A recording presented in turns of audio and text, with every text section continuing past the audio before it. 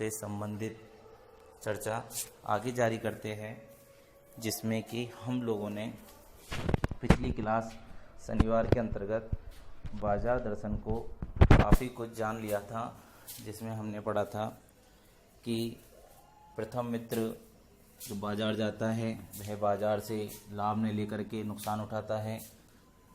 दूसरा मित्र भी बाजार जाता है, वह भी ना तो बाजार को लाभ दे पाता है ना स्वयं लाभ ले पाता है। तीसरे भगत जी जो बाजार जाते हैं तो बाजार से स्वयं भी लाभ लेते हैं और बाजार को भी लाभ देते हैं। तो आइए उसी से जुड़ी हुई बातों को आगे बढ़ाते हुए हम पढ़ते हैं।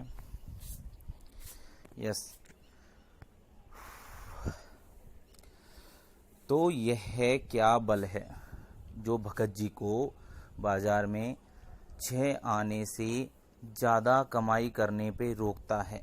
तो वह कौन सा बल है? आगे क्या बताया? जो इस तीखे व्यंग के आगे, व्यंग वही पैसे का व्यंग कि गाड़ी ने जो गाड़ी धूल उड़ाती लेखक के सामने जा रही है, तो लेखक को उस गाड़ी की कमी का एहसास हुआ। तो लेखक क्या कह रहा है कि इस तीखे व्यंग के आगे अजय ही नहीं रहता। उनके पास तो ऐसा बल है जो इस तीखे व्यंग के आगे अजय ही नहीं रहता, बल्कि मानो उस व्यंग की क्रूरता को ही पिघला देता है। अर्थात ऐसा लगता है कि उसने उस क्रूरता को, अर्थात पैसे की व्यंग शक्ति को पूरी तरीके से चूर चूर कर दिया। उस बल को नाम जो भी दो, पर वह निश्चय उस तल की वस्तु नहीं है जहाँ पर संसारी वैभव फलता फूलता है। अर्थात भगत जी के पास जो शक्ति है वह सांसारिक सामान्य लोगों के पास नहीं है। वह कुछ अपर जाति का तत्व है, अर्थात वह किसी अन्य जाति का ही तत्व है, वह सामान्य मनुष्यों का तत्व नहीं है। लोग स्पिरिचुअल कहते हैं। स्पिरिचुअल का मतलब होता है बेटा आध्यात्मिक, कि जो व्यक्ति भौतिक सुख सुविधाओं से दूर रह करके आध्यात्मिक जीवन व्यतीत करे उसको बोलते हैं स्पिरिचुअल। आत्मिक, धार्मिक, नैतिक कहते हैं, और इसे लोग क्या कहते हैं? आत्मिक, धार्मिक और नैतिक, अर्थात नियमों में, धर्मों में और अपनी आत्मा से जुड़ा हुआ।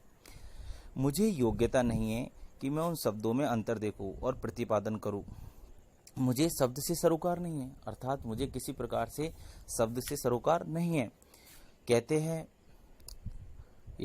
मैं विद्वान नहीं कि शब्दों पर अटकूं, लेकिन इतना तो है कि जहां तृष्णा होती है, लेखक क्या कह रहा है देखिए बेटाओ, कि जहां तृष्णा होती है वहां बटोर रखने की स्पृहा है। अर्थात जहां आदमी के मन में किसी चीज की इच्छा जागृत होती है, लालसा जागृत होती है, वहां सामने पड़ी हुई उस वस्तु को देख करके उसे इकट्ठा करने की 100% अर्थात जरूर ही उसके मन में आकांक्षाएं जागती है।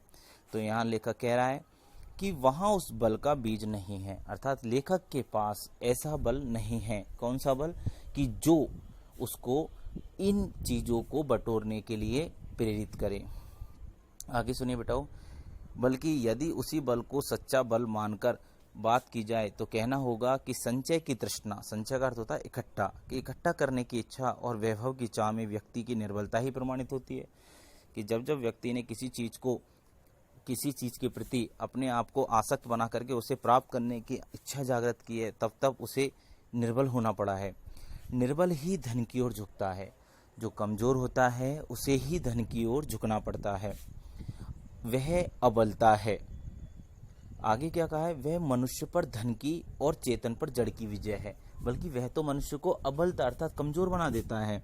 यह तो मनुष्य पर धन की विजय है, अर्थात मनुष्य जो होता है वह धन को अपने से ज्यादा महत्व दे रहा है, इसलिए मनुष्य पर धन की विजय है और चेतन पर जड़ की।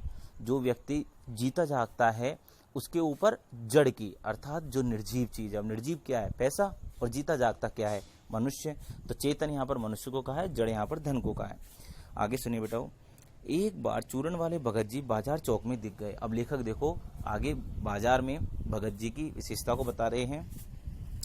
मुझे देखते उन्होंने जय जय राम किया, मैंने भी जय जय राम कहा। उनकी आंखें बंद नहीं थी, अर्थात अगर हम ये सोचे कि शायद भगत जी आंखें बंद करके बाजार जाते हो, इसलिए उन्हें किसी प्रकार का कोई वस्तु अपनी ओर आकर्षित नहीं करती हो, लेकिन यहाँ लेखक ने साफ साफ कह दिया कि मैंने देखा है कि उन्होंने आंखें बंद नहीं की थी, नहीं उस समय वह बाजार को किसी भांति कोसते हुए मालूम आए, कि भाई काफ़ी लोग बाजार जा कहते हैं बाजार तो बेकार है, शैतान का जाल है, हमें फंसा लेता है, हमें अपनी चीज़ों के प्रति आकर्षित करता है।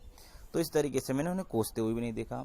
राह में बहुत लोग, बहुत बालक मिले जो भगत जी द्वारा पहचाने जाने के इच्छुक थे। आपको पता ही है, भगत जी एक प्रतिष्ठित व्यक्ति थे और प्रतिष्ठित व्यक्ति से हर कोई मिलना और हर कोई उन्हें पहचानना चाहता है। जैसे आप लोगों में से काफ़ी विद्यार्थी ऐसे होते हैं जिनका आईक्यू लेवल बहुत अच्छा होता है, बहुत सिंसियर होते हैं, समझदार होते हैं। तो जब वो बच्चे हमें दिखते हैं तो हम उन्हें दूसरे अध्यापकों को बताते हैं कि ये प्रतिभाशाली बच्चा है जो बहुत मेहनत करता है क्लास में और सबसे आगे रहता है अपने प्रश्न आंसरों को बताने में, पढ़ने में। तो इस तरीके से भगत जी का कैरेक्टर अर्थात उनका चरित्र बाजार में कुछ इसी प्रकार का था कि सभी लोग उनकी प्रशंसा करते थे। आगे क्या बताया, भगत जी ने सबको ही हंसकर पहचाना, सबका अभिवादन लिया और सबको अभिवादन दिया। इससे तनिक भी यह नहीं कहा जा सकेगा कि चौक बाजार में होकर उनकी आंखें किसी से कम खुली थी, लेकिन भौचक्के हो रहने की लाचारी उन्हें नहीं थी। अर्थात किसी प्रकार से मतलब वो भौचक्के अर्थात किसी को देख करके आश्चर्यचकित वाला दृश्य नहीं दिखाते। व्यवहार में पशुपेश उन्हें नहीं था और खोए से खड़े नहीं वह रह जाते थे। भांति भांति के बढ़िया माल से चौक भरा था पूरा। उस सब के प्रति अप्रीति अर्थात एक तो होता प्रीति, किसी के प्रति प्रेम भाव, और एक अप्रीति अर्थात उसके प्रति प्रेम भाव का न होना, इस भगत के मन में नहीं थी। अर्थात वो किसी को कोस नहीं रहे थे कि कोई भी चीज़ को बेकार बता रहे हो कि यहाँ पर यह रखी हुई ये वस्तु बेकार है, मैं इसलिए नहीं ले रहा। वो तो सब वस्तुओं की प्रशंसा कर रहे हैं क्योंकि हर वस्तु बाजार में लोगों की आवश्यकता को लेकर के बनाई हुई है। आगे क्या कहा है, जैसे उस समूचे माल के प्रति भी उनके मन में आशीर्वाद हो सकता है। विद्रोह नहीं, प्रसन्नता ही भीतर है, क्योंकि कोई रिक्त भीतर नहीं है। अर्थात उनके मन में कोई खालिस्तान है ही नहीं। देखता हूँ कि खुली आंख तुष्ट और मग्न वह चौक बाजार में से चलते चले जाते हैं। राह में बड़े बड़े फैंसी स्टोर पड़ते हैं पर पड़े रह जाते हैं। कहीं भगत जी नहीं रुकते हैं तो एक छोटी सी पंसारी की दुकान पर रुकते हैं, वहाँ दो चार अपने काम की चीज ली और चलाते हैं। बाजार से हट पूर्वक विमुखता उनमें नहीं थी। अर्थात वो जबरदस्ती से बाजार से दूर नहीं भागते थे, किसी भी प्रकार की विमुखता नहीं थी। लेकिन अगर उन्हें जीरा और काला नमक चाहिए तो सारे चौक बाजार की सत्ता अर्थात महत्वता उनके लिए तभी तक उपयोगी है जब तक वहाँ जीरा मिलता है। अर्थात जरूरत भर जीरा वहां से ले लिया कि फिर सारा चौक बाजार उनके लिए आसानी से नहीं के बराबर हो जाता। वह जानते हैं कि जो उन्हें चाहिए वह है जीरा नमक। बस इस निश्चित प्रीति के बल पर से सब चांदनी चौक का आमंत्रण उन पर व्यर्थ होकर के बिखर जाता था। बस जीरा लेना था, ले लिया, अब उसे लेकर के निकल गए। अब उनके लिए बाजार पूरा व्यर्थ है। चौक की चांदनी दाएं बाएं भूखी की भूखी फैली रह जाती थी क्योंकि भगत जी को जीरा चाहिए था और वह तो कोने वाले पंसारी की दुकान से ही मिल जाता है और वहां से सहज भाव से ले भी लिया। इसके आगे आसपास अगर चांदनी भी बिछी पड़ी हो तो वह बड़ी खुशी से बिछी रहे। भगत जी उस बेचारी का कल्याण ही चाहते हैं। भगत जी चाहते हैं कि इसका कोई कल्याण करे, मैं इससे बिल्कुल विमुख हूँ। यहाँ मुझे ज्ञात होता है कि बाजार की सार्थकता भी वही मनुष्य दे सकता है जो जानता है कि वह क्या चाहता है। अब देखो कितना अच्छा क्वेश्चन पूछा है। बाजार की सार्थकता किसमें है, अर्थात बाजार की सही उपयोगिता किसमें है। तो आप बताओगे कि बाजार को सार्थकता वही मनुष्य दे सकता है जो चाहता है कि उसे क्या चाहिए, और जो नहीं जानते कि वह क्या चाहते हैं अपनी परचेजिंग पावर के गर्व में अपने पैसे से केवल एक विनाशक शक्ति, शैतानी शक्ति, व्यंग की शक्ति ही बाजार को देते हैं। न तो वे बाजार से सच्चा लाभ उठा सकते हैं और न उस बाजार को सच्चा लाभ दे सकते हैं। कौन नहीं दे सकते और कौन नहीं ले सकते? जो परचेजिंग पावर में आकर के वस्तुओं को खरीदते हो, अर्थात अनावश्यक वस्तुओं को खरीदने में अपनी परचेजिंग पावर का उपयोग करते हो। आगे क्या बताया बेटाओ, वे लोग बाजार का बाजारूपन बढ़ाते हैं। केवल जो व्यक्ति बाजार को सच्चा लाभ नहीं दे सकता, ना बाजार से सच्चा लाभ नहीं ले सकता, वे व्यक्ति क्या करते हैं? केवल बाजारूपन बढ़ाते हैं, जिसका मतलब है कि कपट बढ़ाते हैं। कपट की बढ़ती का अर्थ परस्पर सद्भाव की घटी है, अर्थात कपट बढ़ेगा तो लोगों के बीच में सद्भावना भी कम होगी। इस सद्भाव के हास पर आदमी आपस में भाई भाई और सुहृदय और पड़ोसी फिर रह ही नहीं जाते हैं। जब कपट बढ़ जाएगा तो भाई भाई सुहृदय पड़ोसी कैसे रह जाएंगे? सब एक दूसरे को ठगने लगेंगे। तो आगे और आपस में कोरे ग्राहक और बेचक की व्यवहार करेंगे। जैसे एक ग्राहक सामान लेता है और बेचक सामान बेचता है, उस तरीके से व्यवहार करेंगे। मानो दोनों एक दूसरे को ठगने की घात में हो, अर्थात एक दूसरे को ठगने की कोशिश कर रहे हो। एक की हानि में दूसरे को अपना लाभ दिखता है और वह बाजार का बल्कि इतिहास का सत्य माना जाता है। ऐसे बाजार को बीच में लेकर लोगों में आवश्यकताओं का आदान प्रदान नहीं होता, बल्कि शोषण होने लगता है। तब कपट बढ़ता है, अर्थात कपट सफल हो जाता है और निष्कपट निष्फल हो अर्थात शिकार हो जाता है। ऐसे बाजार मानवता के लिए विडंबना है, अर्थात दुर्भाग्य है। और जो ऐसे बाजार का पोषण करता है, जो उसका शास्त्र बना हुआ है, वह क्या है? अर्थशास्त्र सरासर औंधा है, अर्थात वो केवल अर्थशास्त्र का मतलब होता है बेटा कि इनकम, अर्थ अर्थात पैसा प्राप्त करने का शास्त्र बिल्कुल औंधा हो जाता है। और यह क्या है? मायावी शास्त्र, अर्थात ये तो बल्कि एक मायावी है, इसकी तो एक छल कपट ने रचना की है, इसलिए मायावी शास्त्र हो गया ये।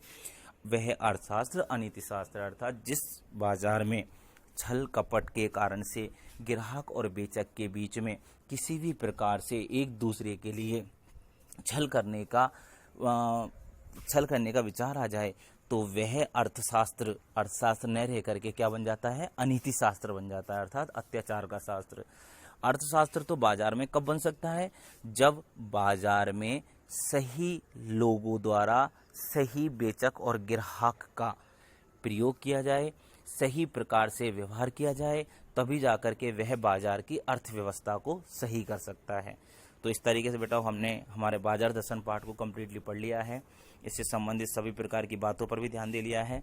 अब हमारा फर्ज बनता है कि हम इस पाठ को अर्थात वीडियोज़ को एक बार पुनः समझ ले। जो वीडियो आप लोगों ने ढंग से सुनी है, लेकिन फिर भी चाहते हो कि एक बार और सुन करके हम और अपना पाठ कंटेस्ट करना चाहते हो, वो कर लीजिए। कल मैं इसके प्रश्नोत्तर समझाऊंगा, परसों मैं आपको इसका टेस्ट पेपर दूंगा जिसको कि आप हल करोगे। इसलिए आपके जो भी प्रश्न हैं वह मेरे से कल पूछ सकते हो, क्योंकि परसों के लिए आप लोग बिल्कुल प्रिपेयर रहोगे। तो आज के लिए इतना ही, धन्यवाद।